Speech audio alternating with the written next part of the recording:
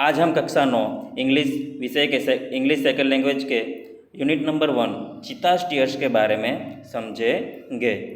पाठ की शुरुआत करने से पहले अगर आपने हमारी चैनल को सब्सक्राइब नहीं किया है तो नीचे दिए हुए बेल आइकन पर क्लिक कीजिए, ऑल नोटिफिकेशन को एनेबल कीजिए ताकि हमारे बाकी के वीडियो भी आपको लगातार मिलते रहे और कृपया कर वीडियो को अंत तक देखें। यूनिट की शुरुआत से पहले हम किताब में दिए हुए प्री टास्क के बारे में थोड़ी चर्चा करेंगे।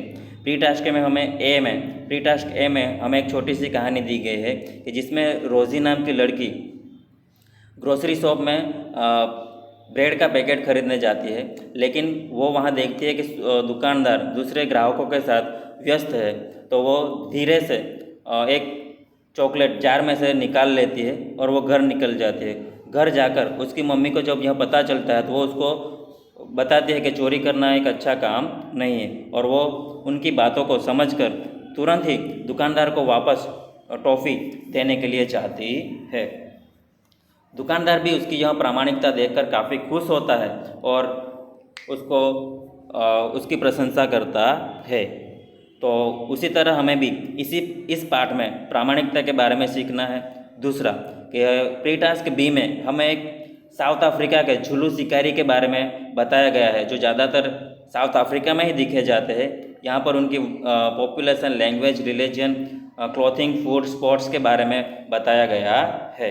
तो विद्यार्थी मित्रों, हम उसके बारे में भी इस पाठ में देखेंगे। तो लेट्स स्टार्ट। हम पाठ की शुरुआत करते हैं। यूनिट नंबर 1 चीता टीयर्स यानी कि चीते के आंसू। Long long ago a Zulu hunter was sitting under a tree. कई समय पहले एक झुलू शिकारी एक पेड़ के नीचे बैठा हुआ था। हिज नेम वॉज ईदी। उसका नाम ईदी था। He saw a large heard of dear grazing in the लस ग्रीन मेडो। यहाँ पर हम लस ग्रीन मेडो का अर्थ कर सकते हैं a field with very well grown green grass, यानी कि अच्छे हरे घास से भरा हुआ मैदान। उसने वहाँ हिरणों का बड़ा समूह चरते हुए देखा इन द लस ग्रीन मेडो, यानी कि हरे भरे मैदानों में। हर्ड शब्द खास करके हिरणों के लिए ही उपयोग किया जाता है, वो एक समूह के लिए उपयोग किया जाता है। अलग अलग प्राणियों के समूह के लिए अलग अलग शब्दों का उपयोग किया जाता है। यानी इस लाइन का पूरा भाषांतर इस प्रकार होगा कि उसने यानी कि ईदी ने हिरणों का एक बड़ा समूह हरे भरे मैदानों में चरते हुए देखा। उसके बाद ही सेड टू हिमसेल्फ, वो अपने आप से बोला, वो अपने आप सोचता है, बोलता है कि this deer are really wonderful but I have to run a lot to catch one of them. ये हिरने तो सच में काफ़ी अद्भुत है। वंडरफुल यानी कि अद्भुत, लेकिन आई हैव टू रन, मुझे काफ़ी दौड़ना पड़ेगा। टू कैच वन यानी कि उनमें से एक को पकड़ने के लिए मुझे काफ़ी दौड़ना पड़ेगा। कैच वन ऑफ देम यानी कि उनमें से एक को पकड़ने के लिए। Can't there be an easy way to get one, उनमें से उनको पकड़ने के लिए कोई सरल रास्ता नहीं है। ईजी वे यानी कि सरल रास्ता। उसके बाद सडनली ही saw a female cheetah travelling silently closer to the grazing animal. अचानक वह मादा चीता को ट्रैवलिंग का अर्थ होता है moving forward on legs with body close to the ground, यानी कि पैर और सिर के बल जमीन से छूकर जो सरकता है, उस शब्द को उनके लिए यह ट्रैवलिंग शब्द का उपयोग किया जाता है। ही सॉ फीमेल चीता, उसने मादा चीता को चुपचाप चरते हुए पशुओं के नज़दीक सरकते हुए देखा। देन शी लेफ्ट यानी जंप्ड हाई यानी कि ऊंची छलांग लगाना। एंड कॉट अ डीर यानी कि उन्होंने ऊंची छलांग लगाकर, यानी कि मादा चीता ने ऊंची छलांग लगाई और हिरणों को पकड़ लिया। आफ्टर सम टाइम, थोड़े समय के बाद, हर 2 young कब्स came out of the bus, उसके 2 छोटे बच्चे केम आउट यानी कि बाहर आना। ऑफ द बस यानी कि झाड़ी में से बाहर आए। They all enjoyed their meal यानी कि उन सब ने अपने खाने का आनंद लिया, उनके भोजन का उन्होंने आनंद लिया। इट इज़ लाइक आइस ब्रिगडन यानी कि ईदी की आंखों में चमक आए। दे स्पार्कलेट विथ एन आइडिया, यहाँ पर स्पार्कलेट यानी शॉन और ब्राइडन यानी कि चमकना यानी कि झपकना, उसमें एक जो उसकी आंखें चमक रही थी उसमें एक युक्ति झपकी। ही इन्वाइट द कप्स, उसको बच्चों के प्रति ईर्षा हुई। Can I be a lucky as this beautiful cubs, वो सोचने लगा क्या बच्चों की तरह मैं भी नसीबदार बन सकता हूँ। They got their food without any effort, without यानी के बिना, एनी एफर्ट यानी कि कोई भी प्रयत्न के बिना, वो अपना खाना कोई भी प्रयत्न यानी कि कोई भी श्रम किए बिना ही वो अपना खाना प्राप्त करते हैं। Can I have a Hunter like there mother, he thought. Can I have Hunter यानी कि मेरे पास भी उसकी माता जैसा शिकारी हो सकता है, ऐसा वह सोचता है। तो मित्रों, विद्यार्थी मित्रों, हम लोगों ने देखा कि कैसे जुलू हंटर चीता के बच्चों के प्रति ईर्ष्या करता है और उनकी माता की तरह वो दूसरा शिकारी चाहता है। उसके बाद he decided to catch a young cub and train it to hunt for him. he decided, उसने तय किया, to catch पकड़ना, a young cub एक छोटे बच्चे को, and train और तालीम देने का सोचा, it to hunt for him अपने लिए शिकार करने की तालीम देने का उसने सोचा। Then I shall only say, उसके बाद मैं सिर्फ इतना कहूँगा, oh my dear, go and kill a deer for me, ओ मेरे प्रिय जाओ और मेरे लिए हिरन को मार के लाओ। Oh my life will be very comfortable then, उसके बाद मेरा जीवन काफ़ी आरामदायक बन जाएगा। कंफर्टेबल यानी कि आरामदायक। He was quite placed with this oven idea, वह काफ़ी खुश था अपने इस विचार से। ओवन यानी अपना, प्लेस्ड यानी खुश और क्वाइट यानी काफ़ी, वो काफ़ी खुश था। He decided to follow cubs and steal one. Steal का अर्थ होता है take away without any permission, यानी कि बिना आज्ञा के, बिना परवानगी के, यानी बिना पूछे कोई भी वस्तु लेना, उसको हम चोरी यानी कि स्टील कहा जाता है। फॉलो करना यानी कि पीछा करना, उसने बच्चों का पीछा करके उनको चोरने का सोचा। फ्रॉम हिज एक्सपीरियंस, अपने अनुभव से, ईडी न्यू दैट अ चीता नेवर अटैक्स अ मैन, अपने अनुभव से ईदी जानता था कि चीता कभी भी, नेवर यानी कभी भी, अटैक्स अ मैन कभी भी नहीं अटैक करता इंसानों पर, यानी कि वो कभी भी इंसानों पर अटैक करता यानी कि हमला करता नहीं है। देयरफॉर, उसके बाद देयरफॉर इसलिए, it was safe to steal a cub, इसलिए, देयरफॉर का अर्थ होता है इसलिए, इट वॉज सेफ सुरक्षित था, टू स्टील अ कब बच्चों को चोरना सुरक्षित था। He follow the cheetah family till evening, he followed यानी कि उसने पीछा किया चीता के परिवार का, टिल इवनिंग शाम तक, एट द सनसेट सूर्यास्त के बाद, the mother cheetah hide her cubs in a thick bush and left for a stream, the mother cheetah hide यानी कि छुपा देती है, हर कब्स अपने बच्चों को, इन अ थिक बस यानी कि घनी झाड़ी में, एंड लेफ्ट और निकल जाती है, फॉर अ स्ट्रीम झरने के लिए। स्ट्रीम का अर्थ हमने यहाँ पर दिया है, मीनिंग हमने दिया है कि अ स्मॉल रिवर यानी कि छोटी नदी। हम लोग कई बार देखते हैं कि नदी से अलग होकर एक झरना पर्वतों में से निकलता है, वैसे छोटे झरने को हम स्ट्रीम कहते हैं। तो वह पानी पीने के लिए झरने पे निकल जाती है। Quickly the hunter pick up his net and spear and run into the bush. Quickly यानी कि तेजी से, द हंटर यानी कि शिकारी, पिकअप उठाता है, हिज नेट अपनी जाली, एंड स्पेयर यानी कि भाला, एंड रन इनटू द बस झाड़ियों में दौड़ जाता है। यहाँ पर हम चित्र में भी देखते हैं कि कैसे वो झुलू शिकारी शिकार करते हैं और कैसे उनकी तकनीक होती है, वो छुप कर कैसे शिकार करते हैं, वो बताया गया है। ही सो 2 टाइनी कप्स, उसने 2 छोटे बच्चों को देखा।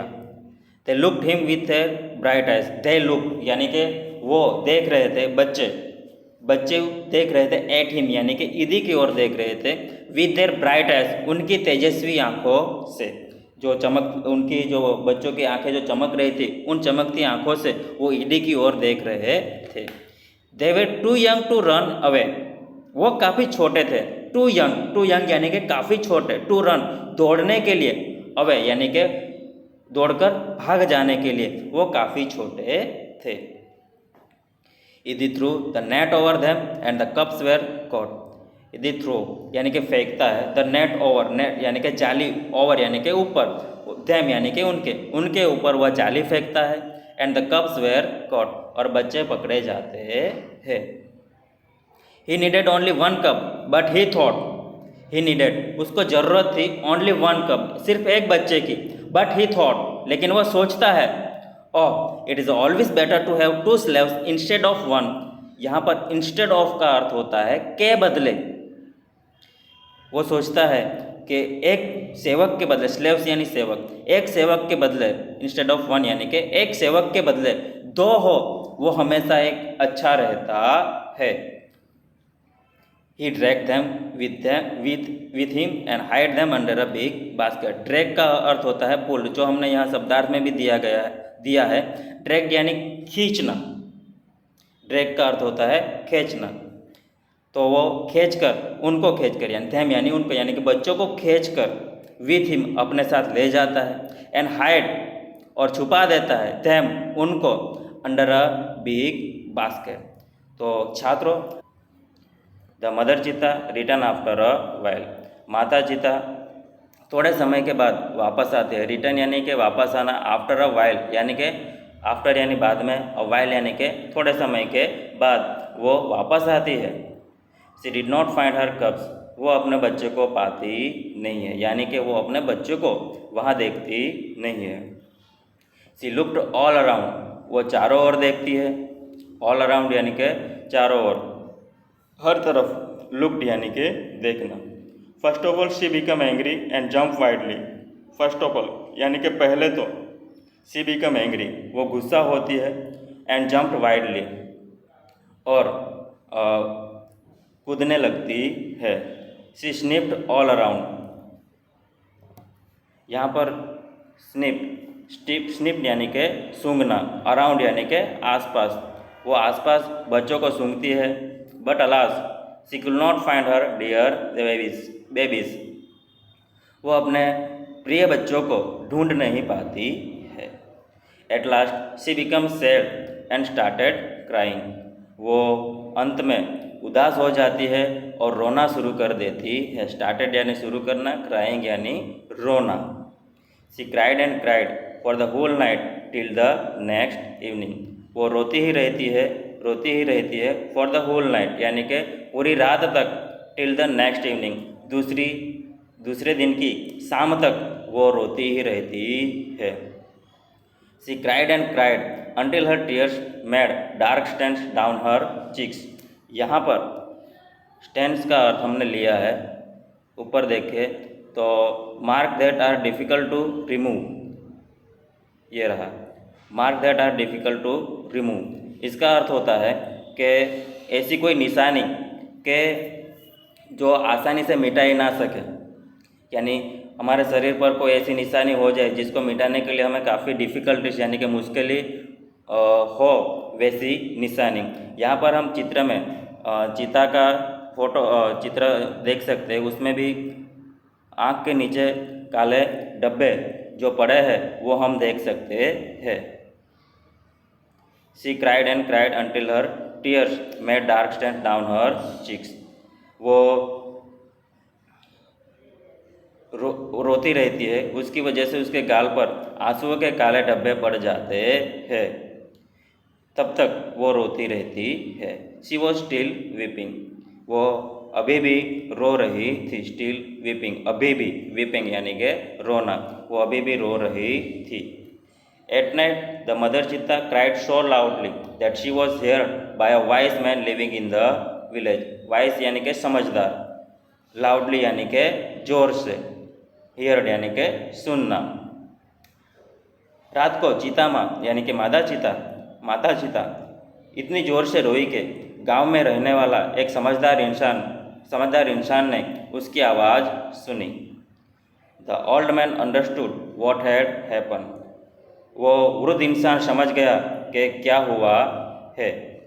ही immediately took his strong club and came out of his hut. यहाँ पर क्लब का अर्थ भी हमने लिया है, a heavy strong stick used as a weapon. उसका अर्थ होता है कि एक ऐसी लकड़ी कि जिसका उपयोग हम हथियार के रूप में कर सकते हैं। यहाँ पर इमीडिएटली शब्द का अर्थ होता है तुरंत ही उसने अपनी मजबूत लकड़ी को लिया and came out of his हट, और अपनी झुपड़ी से यानी कुटिया से वो बाहर आ गया। This old man Sono was very wise. यह वृद्ध सनो काफ़ी समझदार था। She loved animal and knew all about them. वो पशुओं से प्रेम करता था और उनके बारे में सब जानता था। विद्यार्थी मित्रों, यहाँ पर ऐसा बताया गया है कि वो पशुओं से प्रेम करता था और उनके बारे में सब जानता था। विद्यार्थी मित्रों, पशुओं से अगर हम प्रेम करेंगे तो उनके बारे में कई सारी चीज़ें ऐसी है जो हमें जानने को मिलेगी। उसके बाद अगले पैराग्राफ में हम देखते हैं, the son found out the hidden cubs, he knew that it was Idi's wicked idea. यहाँ पर विक्ड का अर्थ होता है इविल, मॉरली बैड, यानी कि दुष्ट, पापी, ऐसा अर्थ होता है। जब सनो ने छुपे हुए बच्चों को ढूंढ निकाला, ही न्यू दैट यानी कि वो जान गया कि यह ईदी का ही दुष्कृत्य है। ही गॉट एंग्री विद ईदी, वो ईदी से गुस्सा होता है। ही रश टू द हट एंड शाउटेड, वो यहाँ पर रस्ट यानी कि पहुँचना यानी कि जाना, कोई जगह होती है वहाँ पहुँचते हैं, उसके लिए यह रस्ट शब्द का उपयोग किया जाता है। शाउटेड यानी कि चिल्लाना या फिर गर्जना करना, ऐसा भी हम कह सकते हैं। ही रश्ड द हट एंड शाउटेड, वो कुटिया तक पहुंचा और वहाँ पर जाकर वो चिल्लाया यानी कि ज़ोर से बोला, गर्जना भी की, ऐसा हम बोल सकते हैं। आई हेट यू ईदी, मैं तुमसे नफरत करता हूँ ईदी। Everybody of our tribe will hate you because you are lazy and weak too. Everybody यानी कि सब लोग, ऑफ आवर ट्राइब, यहाँ पर ट्राइब का अर्थ हमने यहाँ दिया है नीचे। ट्राइब का अर्थ होता है a group of people living in range from the beginning that have the same language and customs, यानी कि आदि जाति, यानी कि जो गांव में रहने वाले लोग होते हैं, जंगल में रहने वाले, उनके लिए ट्राइब, उनकी जाति के शब्द के लिए ट्राइब शब्द यूज़ किया जाता है। तो ईदी कहता है कि सनो कहता है कि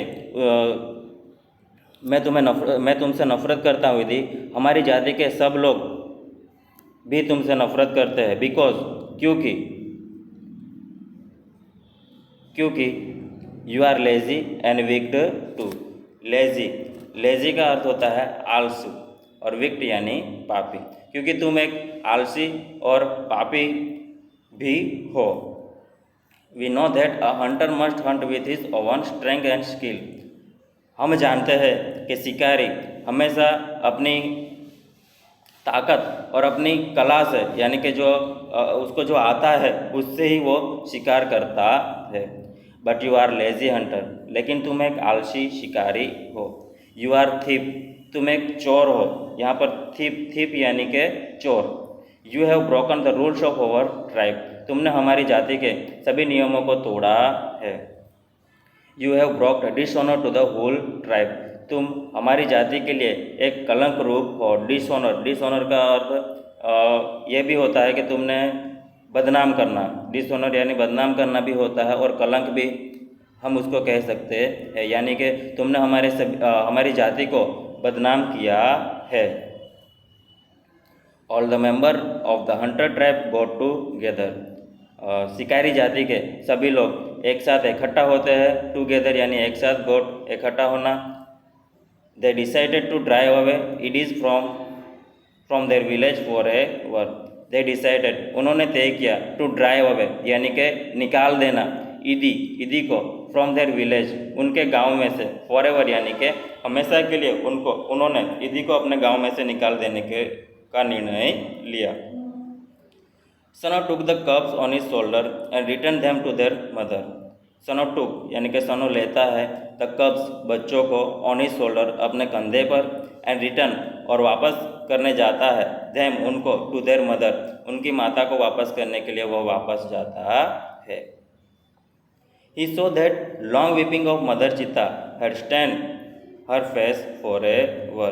He saw that वो वहाँ देखता है कि लॉन्ग वीपिंग लंबे समय तक रोने की वजह से मदर चीता, माता चीता, हैड स्टेन माता चीता को काले धब्बे हो जाते हैं हमेशा के लिए, यानी कि उसके चेहरे पर काले धब्बे हमेशा के लिए छप जाते हैं, यानी कि स्टेन रह जाते हैं वहाँ, वो जो आंसुओं के जो काले डब्बे थे वो हमेशा के लिए रह जाते हैं।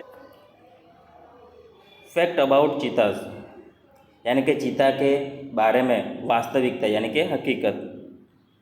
तो चीता क्या है, उसका शरीर कैसा है, उसका वजन कितना है, वो क्या खाता है, उसकी पहचान क्या है, उसके बारे में हम इस सेशन में समझेंगे।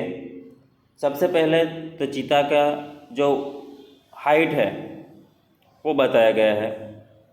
तो ज़्यादातर चीते 100 सेंटीमीटर जितनी ऊंचाई रखते हैं। वेट, उनका वजन 65 किलोग्राम जितना होता है। वेट एट बर्थ यानी कि जन्म के समय उनका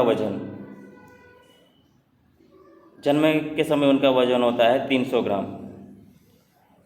छात्रों, हम मनुष्यों में भी जन्म के समय बच्चों का वजन लिया जाता है। आपका भी स्कूल में वजन, ऊंचाई सब किया जाता है। वैसे ही चीते का वजन, ऊंचाई भी यहाँ पर हमें दर्शाया गया है।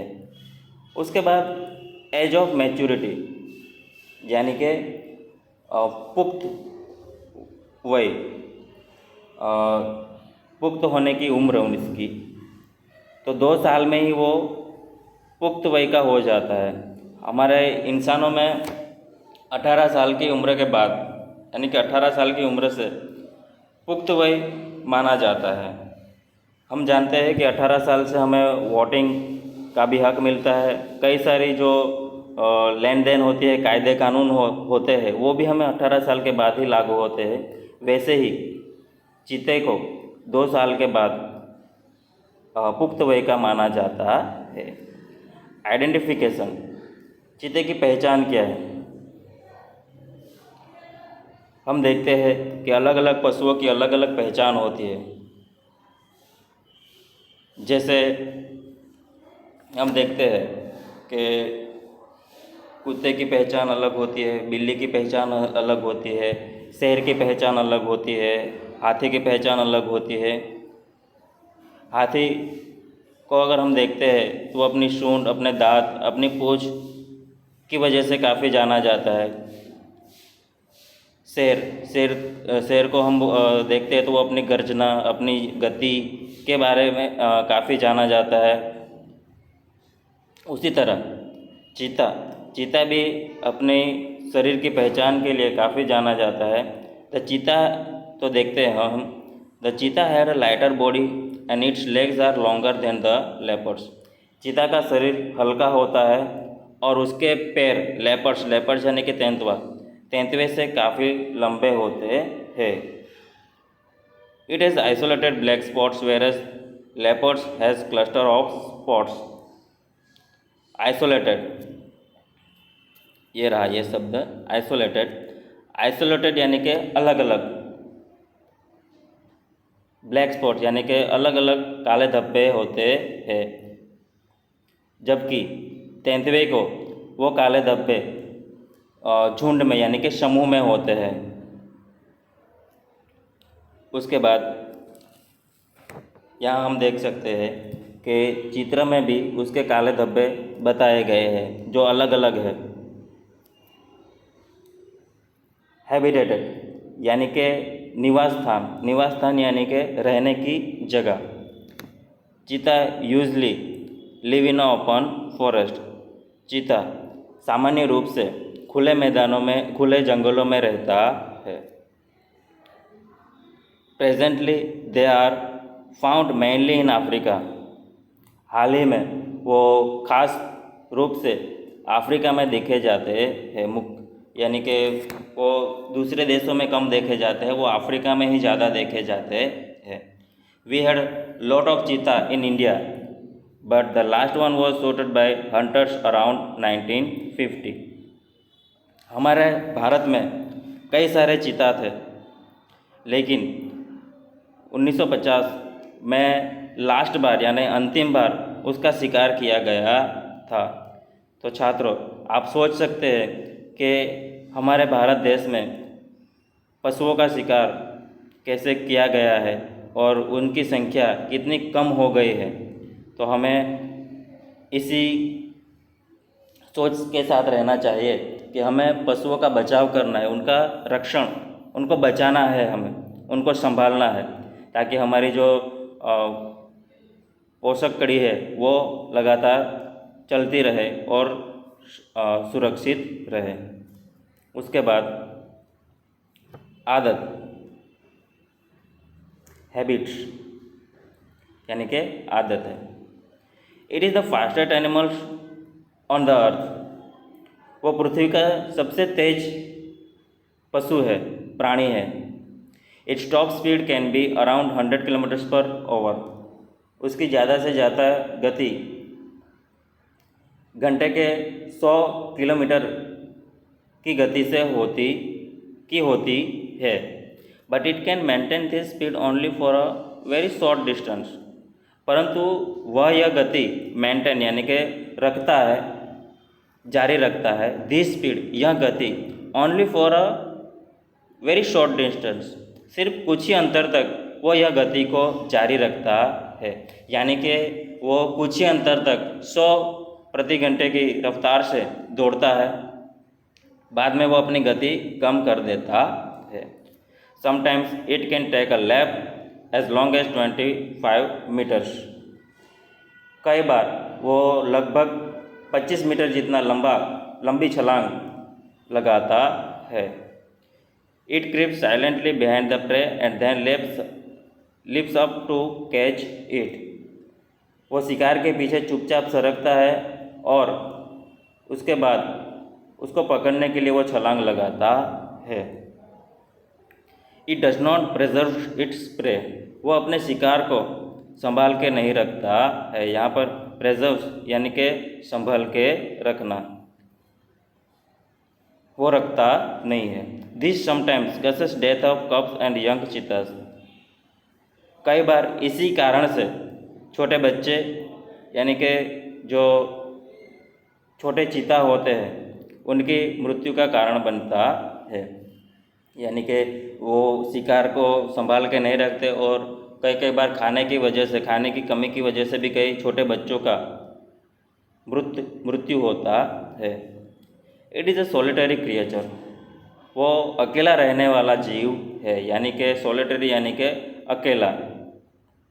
जो अकेले रहते हैं वैसे इंसानों के लिए या फिर जीवों के लिए सॉलिटरी, खास रूप से जीवों के लिए सॉलिटरी शब्द उपयोग किया जाता है। It does not live in a group of और अ हर्ड। वो ज़्यादातर समूह में रहता नहीं है। Its family separate as soon as the cubs are mature. उसका परिवार अलग हो जाता है जैसे ही उसके बच्चे पुख्त वय के हो जाते हैं, यानी कि मैच्योर हो जाते हैं। यहाँ हम आगे के स्लाइड में देखते हैं, यहाँ चित्र भी दिया हुआ है उसके परिवार का कि कैसे बच्चे बताए गए हैं। अब उसका परिवार एक दिखाया गया है। उसके बाद डाइट यानी कि खाना। Medium size bugs are its main food. मध्यम कद के बग्स यानी कि हम बतख भी बोल सकते हैं, और काड़ियार, बग्स यानी कि यहाँ पर काड़ियार उसका मुख्य खुराक है। It also catch hares and large birds. यहाँ पर हर्स का अर्थ होता है खरगोश, एंड लार्ज बर्ड यानी कि बड़े पक्षी। वो ज़्यादातर खरगोश और बड़े पक्षियों को खाता है। कब्स यानी कि बच्चे। The female gives birth to 2 to 4 cubs at a time. वो एक समय में 2 से 4 बच्चों को जन्म देते ही है। माता चीता जो है वो एक समय में 2 से 4 बच्चों को जन्म देती है। They are very beautiful with a long silver grey fur. लंबी रोई से बच्चे काफ़ी सुंदर लगते हैं, यानी कि उनके शरीर पर जो लंबी सिल्वर कलर की जो फर होती है रुई, उससे वो काफ़ी सुंदर लगते हैं। The mother calls them by giving a high pitch whistle like a bird. छात्रों, हम देखते हैं कि कई कई मूवीज़ में आदिवासी लोग जो होते हैं, यानी कि जो जंगलवासी लोग होते हैं, वो एक दूसरे को बुलाने के लिए सीटी का इस्तेमाल करते हैं। वैसे ही यहाँ जो माता चीता है वो अपने बच्चों को बुलाने के लिए लंबी तीव्र सीटी की आवाज़ का इस्तेमाल करती है। वो अपने बच्चों को बुलाने के लिए लंबी तीव्र सीटी की आवाज़ का इस्तेमाल करती है। तो छात्रों, यहाँ पर हमारे यूनिट 1 की पूर्णाहुति होती है, यानी कि समाप्त होता है। तो विद्यार्थी मित्रों,